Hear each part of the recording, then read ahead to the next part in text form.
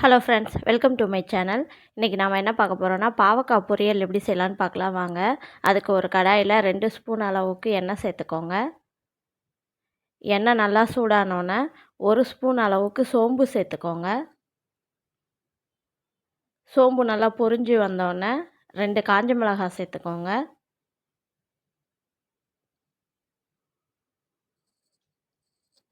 ஒரு medium size வெங்காயத்தை பொடியாக கட் பண்ணி சேர்த்துக்கோங்க. சேர்த்துட்டு நல்லா கலந்து கொடுங்க.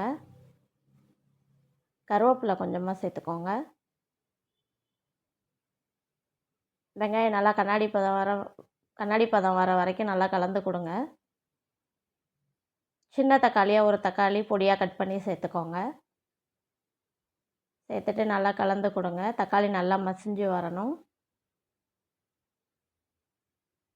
நல்லா பழுத்த தக்காளியாக சேர்த்துக்கோங்க. நாம் பொடியாக கட் பண்ணி வச்சுருக்க 1/4 கிலோ பாவக்காயை இதில் சேர்த்துக்கலாம்.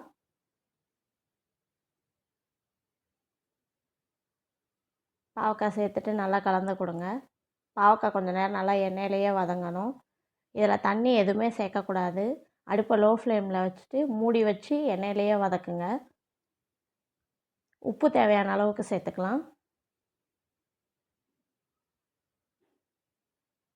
மஞ்சத்தூள் 1/4 ஸ்பூன் அளவுக்கு சேர்த்துக்கோங்க.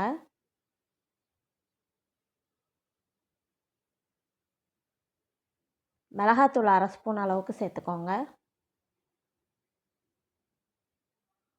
சேர்த்துட்டு நல்லா கலந்து கொடுங்க. ஒரு மூடி போட்டு மூடி வச்சு லோ ஃப்ளேம்லேயே வேக வைங்க.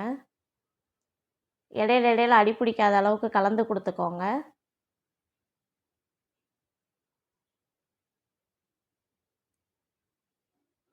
அவ்வளோதான் ஃப்ரெண்ட்ஸ்.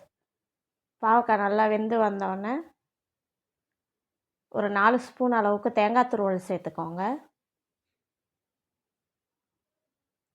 தேங்காய் சேர்த்துட்டு நல்லா கலந்து கொடுத்துக்கோங்க. நம்மளோட பாவக்காய் பொரியல் ரெடி ஆயிடுச்சு. குழந்தைங்க கூட இதை நல்லா விரும்பி சாப்பிடுவாங்க. துளி கூட கசப்பே இருக்காது.